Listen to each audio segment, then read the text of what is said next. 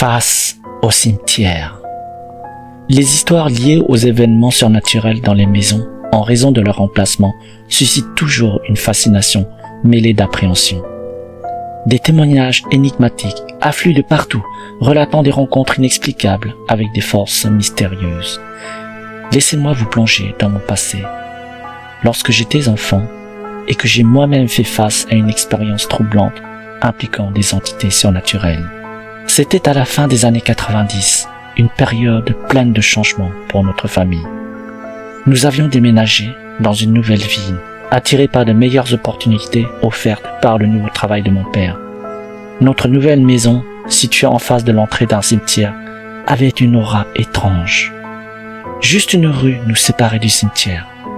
J'avais alors 9 ans et mes frères et sœurs étaient encore très jeunes. Ma petite sœur avait 7 ans et mon petit frère seulement 4 ans. Un soir, après un dîner paisible, alors que mes parents se trouvaient dans la salle de bain en train de se préparer, nous étions tous les trois réunis dans le salon, regardant la télévision pour nous divertir. Soudain, un bruit de frappe à la porte brisa le silence.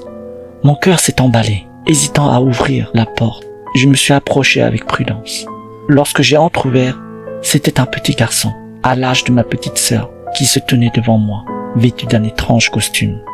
Son regard fixe m'a donné un frisson d'incompréhension, et instinctivement, j'ai refermé la porte, revenant précipitamment vers mes frères et sœurs. Quand nos parents sont finalement revenus dans le salon, les coups à la porte ont recommencé. Mon père se leva pour ouvrir. Ma mère lui demanda qui était là. À ma grande surprise, mon père répondit qu'il n'y avait personne. Pourtant, je savais que c'était faux.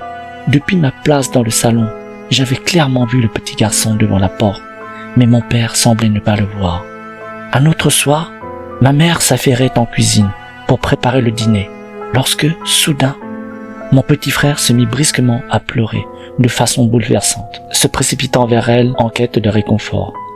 Intriguée et inquiète, ma mère lui demanda ce qui n'allait pas. Le doigt tremblant, mon petit frère pointa la porte d'entrée, dont la petite vitre laissait entrevoir l'extérieur. Nous tournâmes tous la tête vers la porte, mais rien n'apparut. Une demi-heure plus tard, le bruit familier de la voiture de mon père résonna à l'extérieur. Cependant, quelque chose n'était pas tout à fait normal cette fois-ci. Son cri retentissant, il a crié « Hé, petite, qu'est-ce que tu fais ?» Puis nous entendîmes ses pas rapides, comme s'il poursuivait quelque chose ou quelqu'un. Pendant le dîner, mon père raconta à ma mère ce qu'il venait de vivre à l'extérieur. Alors qu'il sortait de sa voiture, il aperçut une petite fille vêtue d'une robe blanche, debout devant notre porte, semblant observer par la vitre. La scène était si étrange et déconcertante qu'il réagit impulsivement en criant sur cette fillette inconnue. Elle s'enfuit alors subitement, et mon père la poursuivit. Mais à l'arrivée dans un coin, apparemment désert, la fillette s'était volatilisée, comme aspirée par l'obscurité. Une nuit, je me suis levé pour aller aux toilettes, mais en revenant vers ma chambre, une sensation étrange m'a envahi.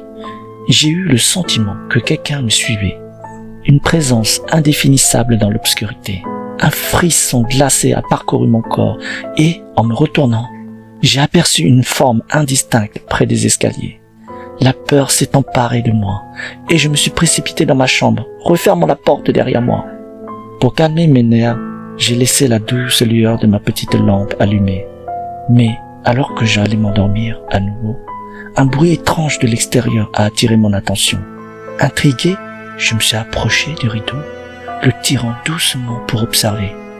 Dehors, j'ai vu des silhouettes d'enfants jouant devant l'entrée du cimetière dans la pénombre.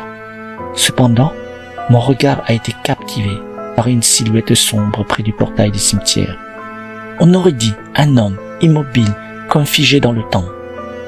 Soudain, l'homme a levé la tête et ses yeux perçants semblaient me fixer, même à travers la distance qui nous séparait. Un frisson d'effroi m'a envahi. Ses yeux semblaient pénétrer mon âme, me glaçant le sang. Pris de panique, j'ai fait un bond en arrière, laissant retomber le rideau, et je suis retourné me blottir sous ma couette, essayant de repousser ces images perturbantes de ma tête pour me rendormir. Un jour, mes parents avaient emmené ma petite sœur et mon petit frère rendre visite à la famille. Mon cousin, âgé de 10 ans, était venu passer la journée avec moi. Nous étions ravis d'être seuls, sans surveillance, et nous nous sommes plongés dans une partie enjouée de Super Mario dans ma chambre. Tout semblait normal, jusqu'à ce que mon cousin se rende à la cuisine pour chercher à boire. Soudain, j'entendis sa voix empreinte de crainte. « Vous êtes déjà rentré ?» Mais brusquement, il entra précipitamment dans ma chambre, refermant la porte derrière lui. Son visage terrifié suffit à faire monter l'angoisse en moi. Incapable de parler, il pointa du doigt la porte de ma chambre. À travers la petite fente en dessous, nous distinguions des ombres mouvant, comme si quelqu'un se trouvait à l'extérieur. Le frisson de peur parcourut mon corps, nous étions tous les deux figés. D'une voix tremblante, mon cousin me chuchota à l'oreille qu'il avait vu une femme assise dans la cuisine. D'abord, il avait pensé que c'était ma mère, mais lorsqu'elle s'était levée, il réalisa que c'était une toute autre personne. Collés l'un à l'autre, nous n'osions pas bouger, ni faire le moindre bruit. Sous la porte, les ombres semblaient faire des allers-retours, puis s'immobiliser devant la porte un moment pour s'en aller et revenir devant la porte. La présence de cette personne inconnue nous terrifiait. La nuit tomba, et on ne pouvait plus distinguer les ombres sous la porte, laissant planer l'incertitude sur cette étrange présence. Nous n'osions pas sortir de ma chambre, préférant attendre le retour de mes parents, larmes aux yeux, affamés, tremblants et débordants de peur. À leur arrivée, nous leur avons raconté, la boule au ventre, ce qui nous était arrivé. Mon père nous rassura en relevant qu'il avait déjà trouvé une nouvelle maison pour nous. Les jours suivants furent angoissants. Chaque ombre, chaque bruit nous faisait sursauter. Et un matin, alors que mon père se préparait pour aller au travail, il vit une femme, debout dans un coin sombre de la cuisine, vêtue de blanc. Cette apparition mystérieuse le laissa pétrifié. Essayant de cacher son angoisse, il but son café comme si de rien n'était. Puis, sans prévenir, la femme se volatilisa. Quelques jours plus tard, nous avons quitté cette maison emplie de mystères, espérant que notre nouvelle demeure serait dépourvue de tels phénomènes inexpliqués. Aujourd'hui, la mémoire de cette expérience continue de nous hanter, mon cousin et moi. Les émotions contradictoires qui nous ont traversées ce jour-là persistent encore. Nous nous interrogeons sans relâche sur la nature de cette présence étrange qui avait envahi notre maison. Les entités supposées ne pouvaient pas avoir de présence physique, pas d'ombre. C'était une certitude pour nous. Alors, pourquoi avions-nous vu ces ombres mouvantes sous la porte, comme si quelqu'un se trouvait réellement là?